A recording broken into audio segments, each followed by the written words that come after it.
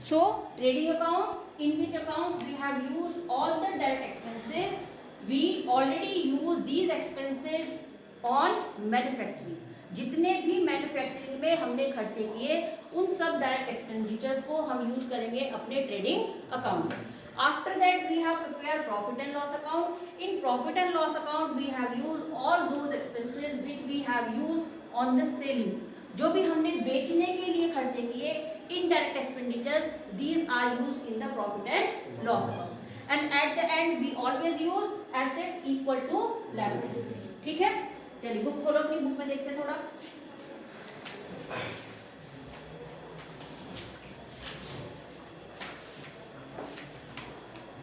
Financial statement first. Stakeholder and their information requirements. Recall from chapter first that the objective of business is to communicate the meaningful information to various stakeholders in the business so that they can make informed decisions. A stakeholder is a person associated with the business. The stakes of various stakeholders can be monetary or non-monetary. Monetary means money. तो बहुत सारी activity हमारी कभी कभी ऐसी भी होती है जो पैसे के लिए होती है, जिसमें हमें पैसा कमाना है, रेवेन्यू जनरेट करनी है, और अपने फ्रेंड की हेल्प कर रहे हो तो नॉन मॉनेटरी एक्टिविटी है. उसके लिए बदले में आप कोई पैसा उसे नहीं चार्ज कर लो. ठीक है.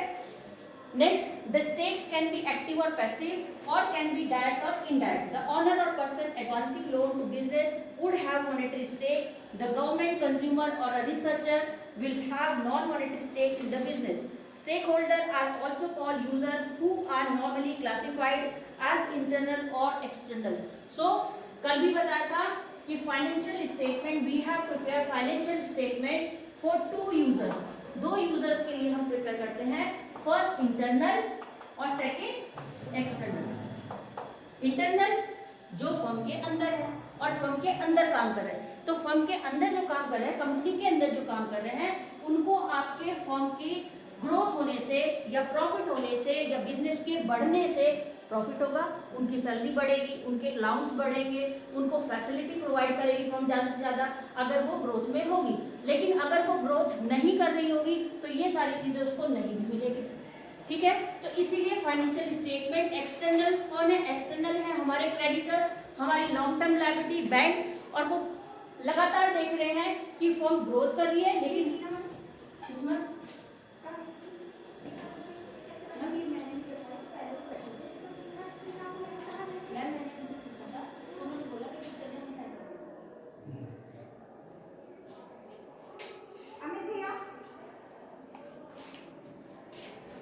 No child will sit together. Let me clear one thing. Which teacher has to? So balance sheet internal and external. तो इंटरनल कौन थे? जो भी एम्प्लॉय है, मैनेजमेंट है, हमारे जो एम्प्लॉयर है, मैनेजमेंट स्टाफ है, वो सब हमारे क्या है? इंटरनल यूजर्स है फर्म के लिए. एक्सटर्नल कौन है? हमारे क्रेडिटर्स, हमारे बिल, ट्रेड रिसीवेबल या पेबल और बैंक लोन, ये सब हमारे क्या है? External users. So we have prepared this statement for these parties, internal और external. ठीक है. इसके बाद देखो difference between capital and revenue. देखिए कैपिटल क्या है? इन्वेस्टमेंट. Revenue income. तो यहाँ पर कैपिटल और रेवेन्यू को समझना बहुत ज्यादा जरूरी है.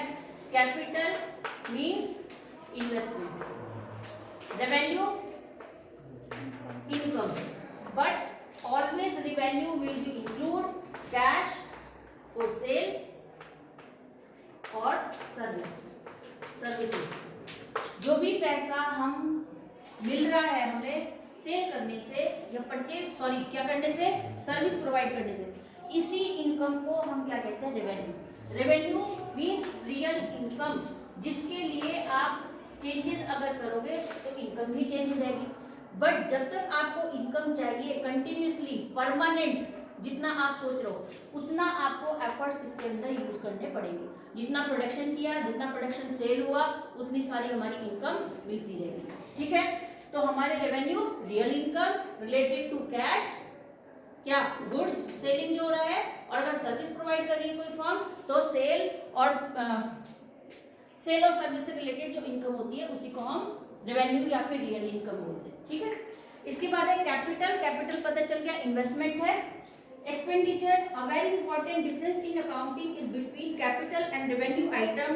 The difference has important implication for making of the trading and profit and loss account and balance sheet.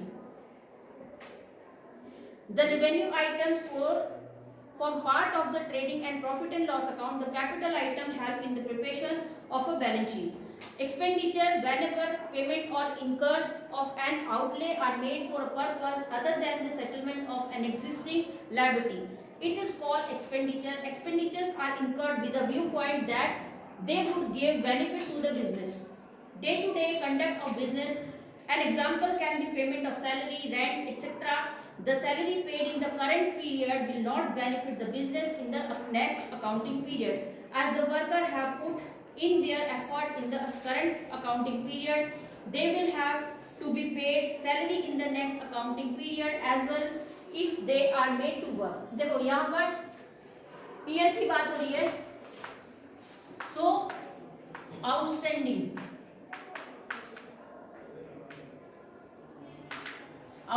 year, current year. Suppose this year is 2020-21, 2019-20, next 2021-22. This year previous, also called outstanding year, means पिछला जो चला. This is current year. During the year means always current year, ठीक है, जिसमें हम काम कर रहे हैं.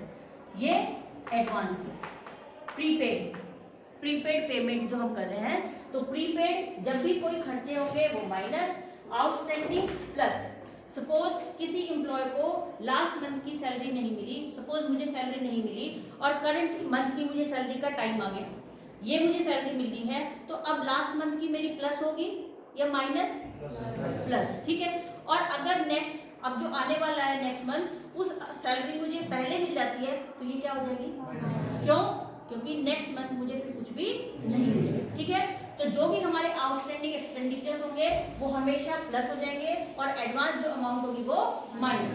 ईयर को हम कैसे समझेंगे कि जो चला गया वो हमारा प्रीवियस ईयर है और आउटस्टैंडिंग अमाउंट है. अगर ड्यू है तो वो सारी हमारी आउटस्टैंडिंग अमाउंट है.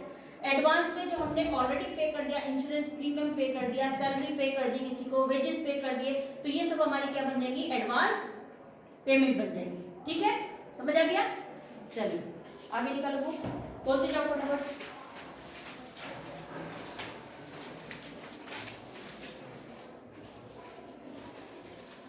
बुक नहीं है. Page number 342, format.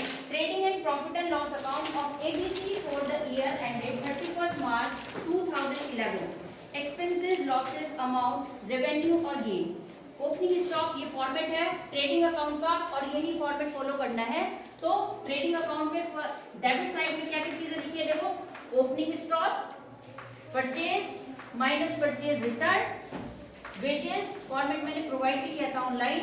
वेजेस है, कैरेज है, फ्रेट है, ये सारे हमारे डेबिट है. Credit sale minus sales return और क्लोजिंग स्टॉक, ये हमारा क्रेडिट हो जाएगा, ठीक है. इसके बाद है when we will prepare profit and loss, all the expenses and losses will be debit.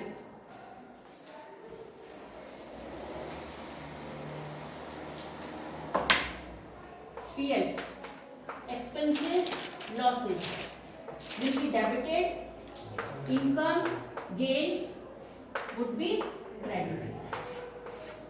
बस जिन पे हमें काम करना है. All the indirect expenses will be used in this account and all the direct expenses will be used in this. याद रखना, manufacturing के लिए जो भी खर्चे होंगे वो ट्रेडिंग अकाउंट में आएंगे और सेल करने के लिए जो इनडायरेक्ट एक्सपेंसेस यूज किए वो सब हमारे पीएल में यूज होंगे, ठीक है. समझ आ गया? चलिए फॉर्मेट हो गया, क्वेश्चन फॉलो.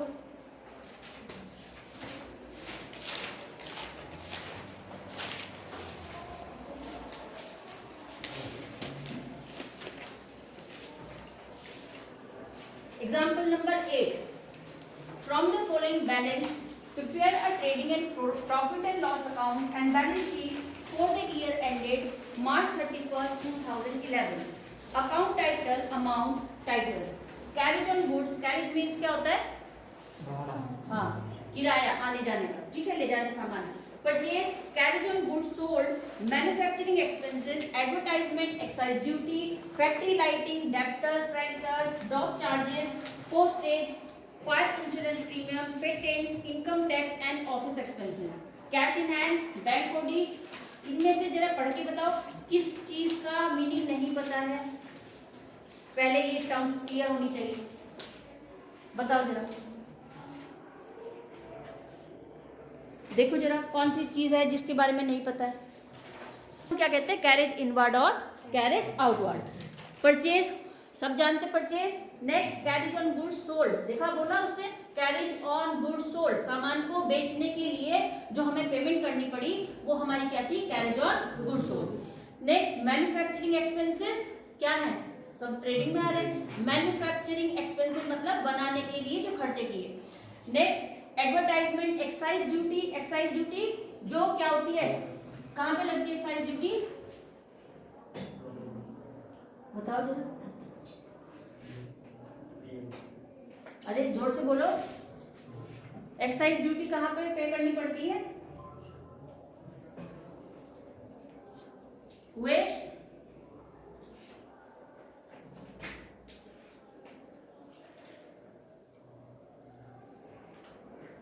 एक्सपोर्ट और इंपोर्ट करने के लिए एक्साइज ड्यूटी वहां पे करनी पड़ती है. डॉक चार्जेस पे करने पड़ते हैं जब हमारा सामान बाय शिप दूसरी कंट्री में जा रहा होता है, वहां उस चार्जेस को बोलते हैं डॉक चार्जेस. ठीक है. इसके बाद है फैक्ट्री लाइटिंग. फैक्ट्री लाइटिंग भी डायरेक्ट एक्सपेंसेस है. काम करना है, मशीनें चलानी है तो लाइट ऑन करनी पड़ेगी. ठीक है. इसके बाद है डेब्टर क्रेडिटर. डेब्टर क्रेडिटर कल एक्सप्लेन किए थे. Dock and clearing charges. Postage. Postage क्या है? स्टेशनरी से रिलेटेड जितना भी पोस्ट ऑफिस से रिलेटेड काम है ये सब क्या है? Postage and telegrams. Next fire insurance premium की आपने एक इंश्योरेंस किया हुआ है उसका प्रीमियम पे कर रहे हैं, वो हमारा फायर इंश्योरेंस प्रीमियम है. पेटेंट्स. पेटेंट्स क्या होते हैं? राइट्स. किसी के भी राइट्स जो हम यूज करते हैं वो सब क्या बन जाते हैं? पेटेंट्स. और उन्हीं को क्या कहते हैं? कॉपीराइट्स. ठीक है. Income tax. इनकम टैक्स कहां से डिडक्ट होता है? इनकम से. Office expenses, cash in hand, bank OD. Bank OD bank से ली हुई एक लायबिलिटी एक साल के लिए, करंट ईयर के लिए, वो हमारी बैंक ओडी होती है, शॉर्ट में बोलते हैं बैंक ओडी. और फुल बैंक ओवरड्राफ्ट. ठीक है. Motor car. मोटर कार या कोई भी व्हीकल्स ये हमारी सब क्या है? एसेट्स है. Drawings, personal use, audit fees, accounts को जो चेक करने के लिए फीस पे करनी पड़ती है वो सब ऑडिट फीस होती है. Next plant, repair to plant stock at the end, also called closing. ठीक है. स्टॉक एट द एंड क्या कहलाएगा? क्लोजिंग. और स्टार्टिंग आएगा तो क्या होगा? ओपनिंग. ठीक. Purchase less return, commission, incidental trade expenses, investment. Investment क्या है? जो हमने इन्वेस्टमेंट किया है मोर देन 1 ईयर के लिए वो सब हमारे इन्वेस्टमेंट बन जाते हैं. इन पे हमें क्या मिलता है? इंटरेस्ट. बैंक में सपोज 1 लाख रुपीज मैंने डिपॉजिट किया और 2 ईयर के लिए किया तो ये मेरा क्या बन गया? इन्वेस्टमेंट. क्यों? क्योंकि 1 साल से ज्यादा के लिए हुआ. इसके बाद बैंक मुझे प्रोवाइड करेगा इंटरेस्ट 10%, 5%. जब तक मेरी अमाउंट वहां पर डिपॉजिटेशन में रहेगी तब तक उस पर मुझे इंटरेस्ट ऑन इन्वेस्टमेंट मिलता रहेगा. मेरी जो इनकम है वो इंक्रीज होती रहेगी. प्रिंसिपल अमाउंट प्लस इंटरेस्ट उसके अंदर ऐड होता रहेगा जब तक हमारा पैसा वहां पर डिपॉजिट होगा. ठीक है. Interest on investment, capital, sale, return, sale tax. Sale tax किस पे चार्ज हो रहा है? हमारी सेल्स पे. ठीक है. जितनी ज्यादा सेल्स करोगे उतना ज्यादा सेल टैक्स भी पे करना पड़ेगा. Next discount allowed. Discount on purchase. Discount allowed और डिस्काउंट रिसीव. डिस्काउंट अलाउड कौन करता है? सेलर. और डिस्काउंट रिसीव कस्टमर्स, है ना. तो दोनों को क्या है? एक किसको लॉस है किसको प्रॉफिट है? बताओ. जिसको डिस्काउंट रिसीव हुआ उसका प्रॉफिट है, जिसने डिस्काउंट अलाउड किया उसका लॉस. क्लियर है? चलिए सॉल्यूशन देखो. Trading and profit and loss account for the year ended March 31st, 2011. First, purchase less return. पीछे देखो फॉर्मेट पे चेक करते कैसे यूज हो रहा है? जहाँ पे समझ नहीं आएगा वहाँ पूछना।